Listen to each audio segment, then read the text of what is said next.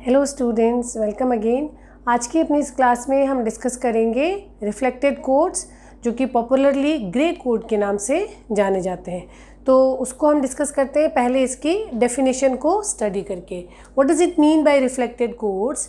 Reflected codes are binary codes that differ by only one bit as it proceed from one decimal number to the next. Okay, these are also called unit distance codes or gray codes. These codes are unweighted codes.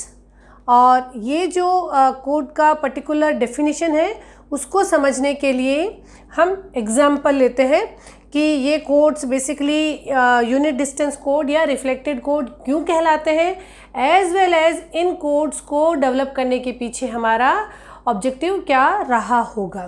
ठीक, तो सबसे पहले हमने ये लिखा है कि they differ by only one bit as it proceed from one decimal number to the next.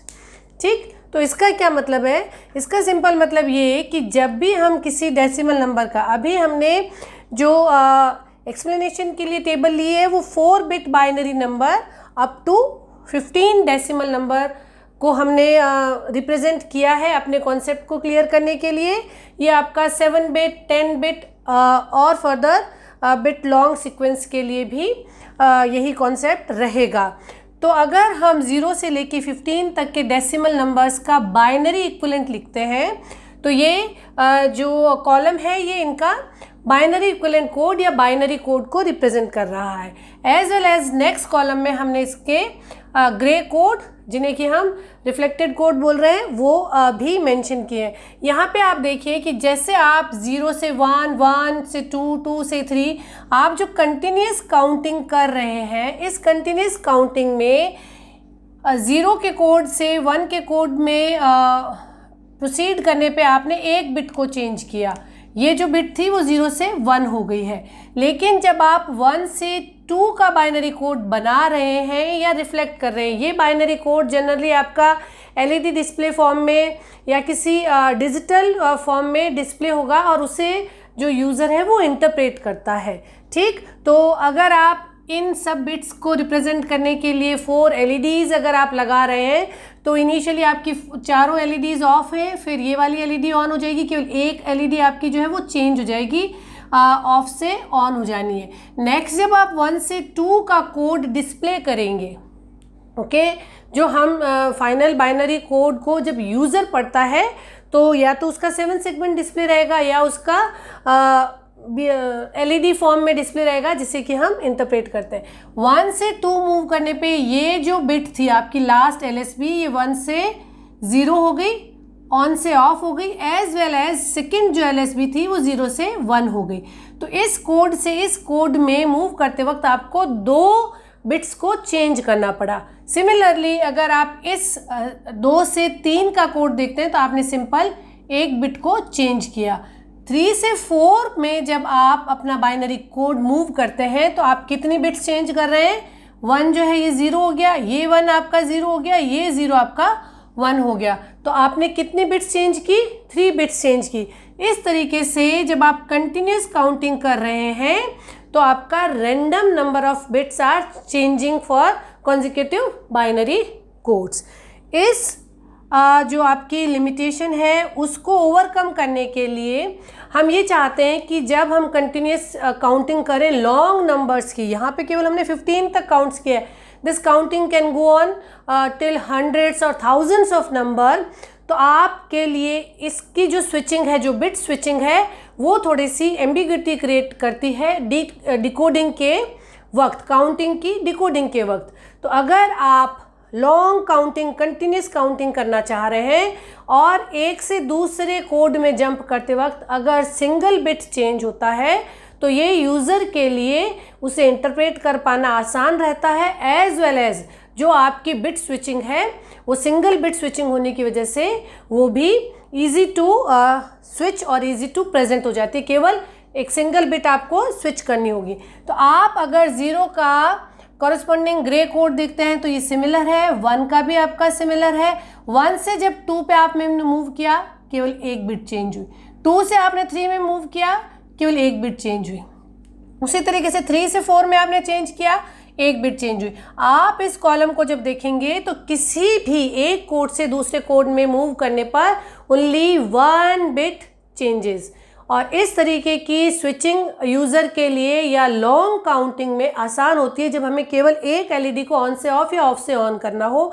अगर आपको साइमल्टेनियसली 3, 4, 5 स्विच ओवर करना है तो वो भी एक तो आपका टाइम कंज्यूमिंग है, एज वेल एज उसका यूज़र के पार्ट पे डिकोडिंग के वक्त एरर आने की पॉसिबिलिटी भी होती है। तो उस पॉसिबिलिटी को एरर पॉसिबिलिटी को कम करने के लिए हमने सिंगल बिट चेंज ले लिया है। ठीक, यहाँ पे आप जब भी किसी कोड को देख रहे हैं केवल सिंगल डिजिट चेंज आ रहा है, और इस सिंगल डिजिट चेंज की वजह से इन्हें हम यूनिट डिस्टेंस कोड भी कहते हैं।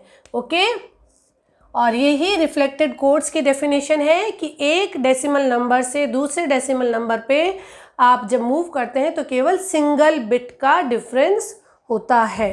तो these codes are defined as and they are popularly known as gray code as well as they are also called as a unit distance code।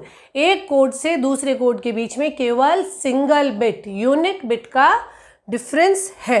Okay, एक बहुत इंपॉर्टेंट और इसका कंक्लूजन है these codes are unweighted code. जब आप binary code को grey code में convert करके फिर उसको डिकोडिंग के लिए काम में ले रहे हैं तो इसकी पर्टिकुलर एक बिट का कोड जो वेट है वो नहीं आप असाइन कर सकते, और इस सिंपल कोड को देख के आप इसका डेसिमल इक्विवेलेंट नहीं निकाल पाएंगे।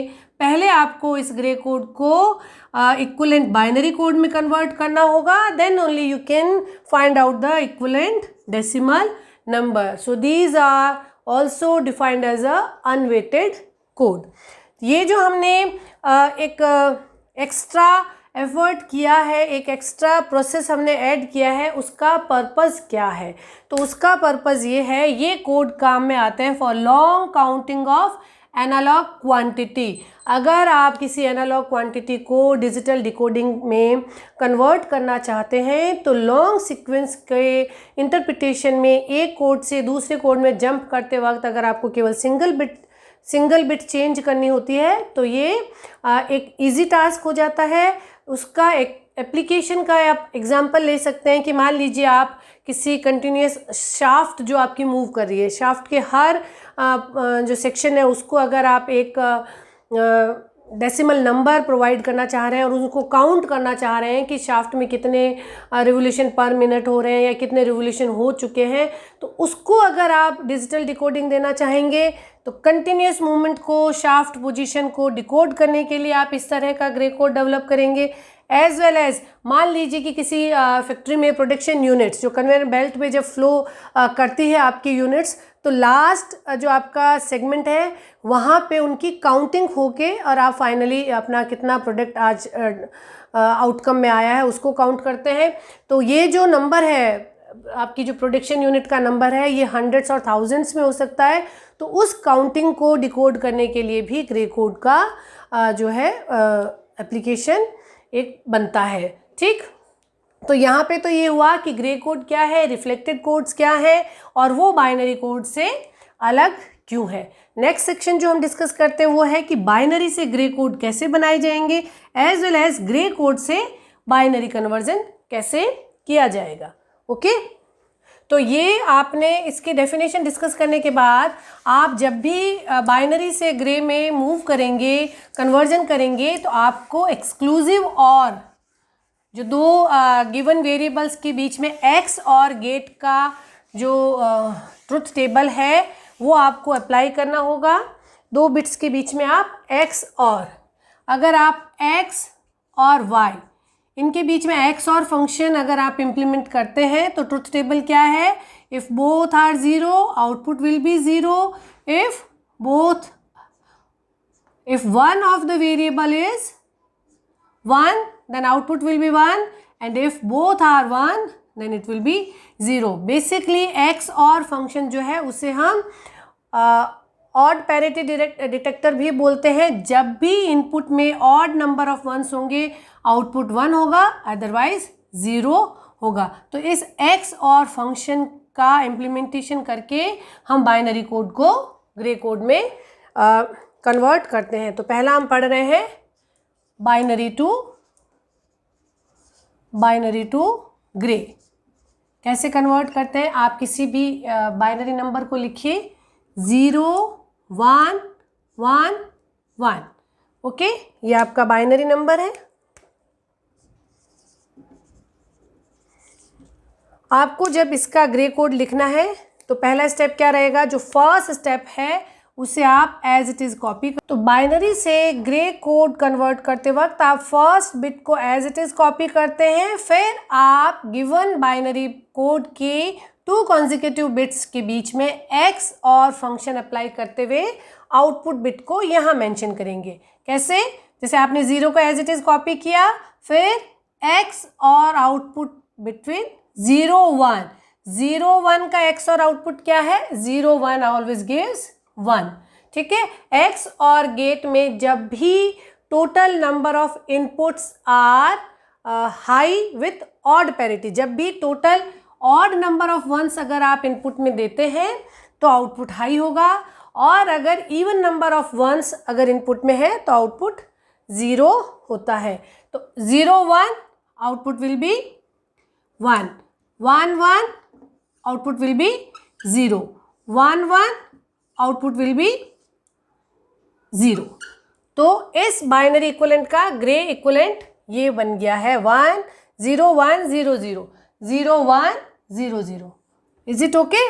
तो आपने बाइनरी से ग्रे कोड कन्वर्ट कर लिया है। यहाँ आप एक बात ध्यान रखिए कि इस पॉसिबिलिटी के अलावा भी आप किसी भी तरीके से ग्रे कोड बना सकते हैं। आपका जो कोड है वो रिपीट नहीं होना चाहिए for the given length of binary bits, as well as 2 consecutive codes में केवल 1 बिट का चेंज होना चाहिए। आप 0 को अगर यहाँ से शुरू कर रहे हैं तो आपका जो कंटिन्यूटी कोड है वो यहाँ से शुरू हो सकता है।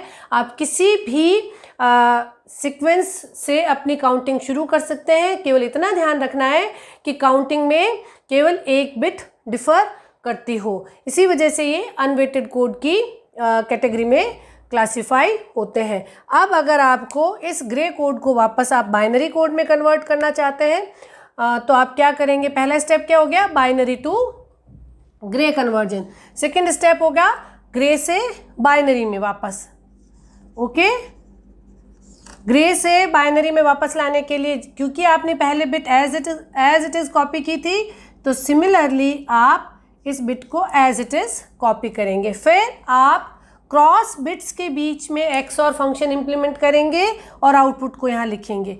अब आप इन दोनों के बीच में एक्स और फंक्शन करेंगे 1 plus, sorry this is 0, this is 0। 0 को आपने एज इट इज कॉपी किया, then x or function between 0 and 1 that will give 1, then x or function between 1 and 0 that will give 1, then again x or function between 1 and 0 that will give you 1।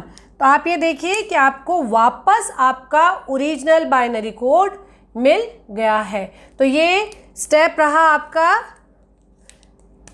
Binary to grey और grey to binary.